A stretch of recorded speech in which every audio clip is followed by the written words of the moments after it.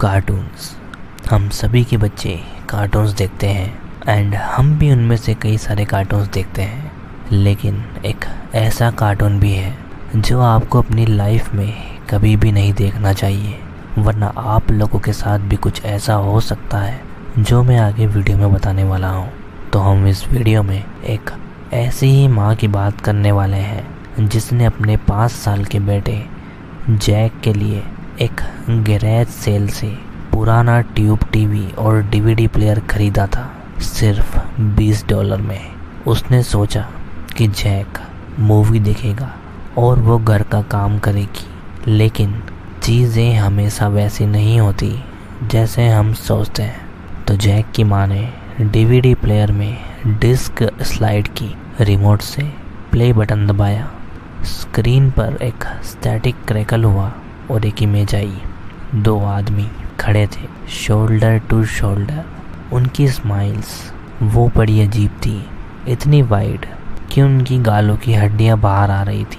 उनके ऊपर एक लाइट बल्ब लटक रहा था जो हल्का सा हिल रहा था एंड बाकी का पूरा कमरा अंधेरे में डूबा था। उनमें से एक आदमी कहता है, हेलो बच्चों, आज तुम सीखने वाले हो।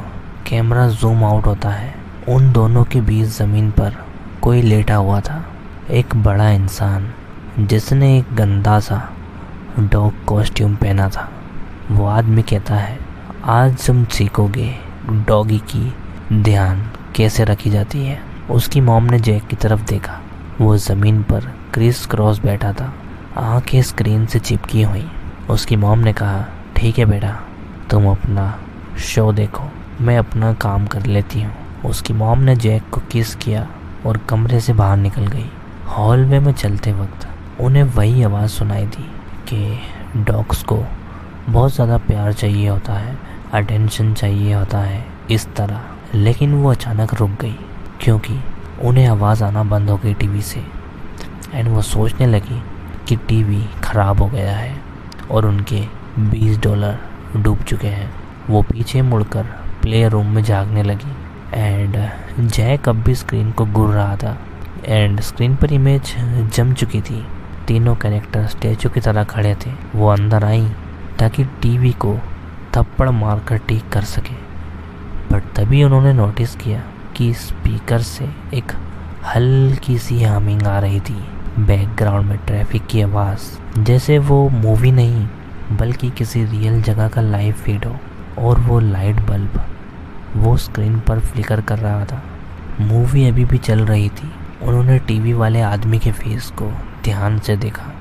उसकी आंखें वो कैमरे में नहीं देख रहा था, वो नीचे की तरफ देख रहा था एंड दूसरा आदमी भी वहीं देख रहा था। और वो डॉग, उस कॉस्ट्यूम का भारी सर भी वहीं झुका हुआ था। उन्होंने उसकी आई लाइन को फॉलो किया। स्क्रीन के बाहर सीधा उनके बेटे की तरफ जैक पर थी। वो तीनों जैक को देख रहे थे।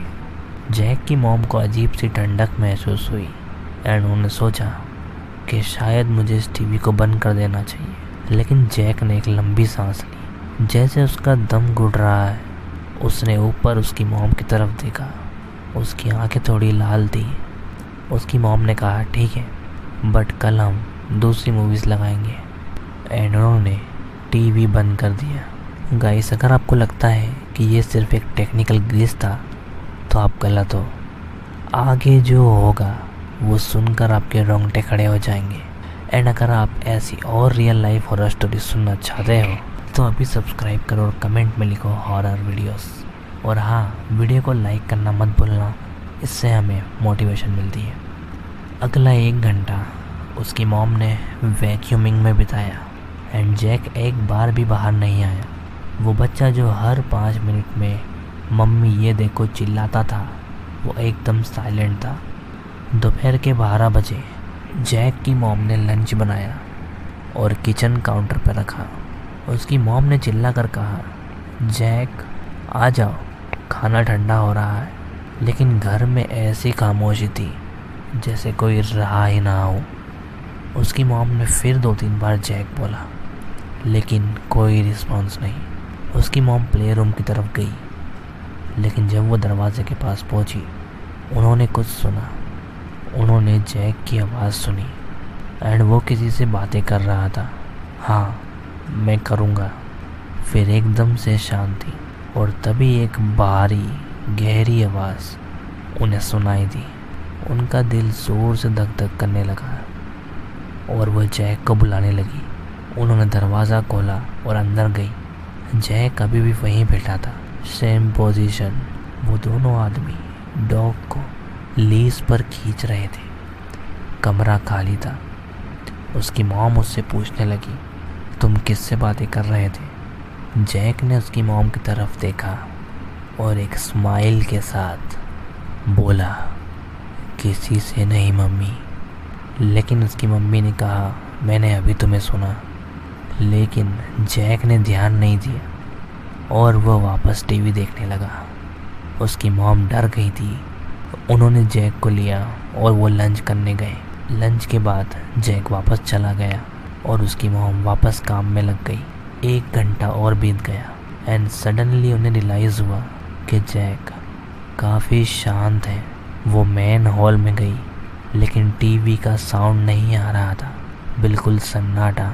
वो प्ले रूम में गई लेकिन वो खाली था। वो जैक को पुकारने लगी एंड उन्होंने पूरे घर में चीखते हुए पूरा घर छान मारा लेकिन जैक कहीं नहीं मिला। उन्होंने क्लोजेट चेक किया, बेड के नीचे, गार्डन, बाथरूम, लॉन्ड्री रूम, वो कहीं नहीं था।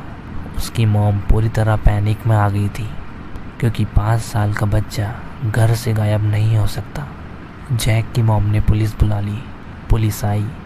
ऑफिसर्स ने उससे सवाल पूछे एंड उनका हस्बैंड भी आ गया एंड वो उन्हें नफ़रत भरी नज़रों से देख रहा था कि वो इतनी लापरवाही कैसे कर सकती है। जैक की मॉम टूट गई थी। वो रोने लगी और भागकर प्ले रूम में चली गई। वो वही फ्लोर पर बैठ गई जहाँ जैक बैठा था। उसके कुछ खिलौने वहाँ बिखरे हुए थे लेकिन तभी उनकी नज़र टीवी पर पड़ी। स्क्रीन अभी भी ऑन थी। जैक की मॉम सोच रही थी, क्या मूवी ने उसे बाहर जाने को कहा? क्या ये कोई क्लू है?